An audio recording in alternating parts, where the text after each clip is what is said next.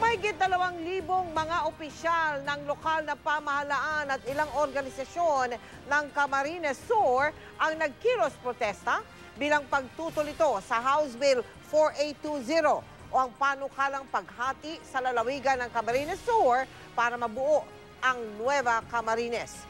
Ayon kay Camarines Sur Governor L. Ray Villafuerte, makakaapekto raw ito sa ekonomiya at katatagan ng Camarines Sur.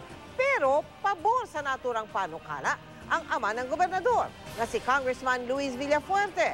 Aprobado na raw ng mahigit 200 mambabatas ang naturang panukala at nasa kamay na ng Senate Committee on Local Government.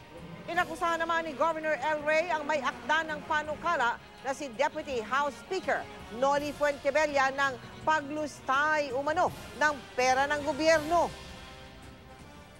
May dokumento po kami bilang patunay na ginagamit po nila ang pondo ng gobyerno para sa sarili nilang interes.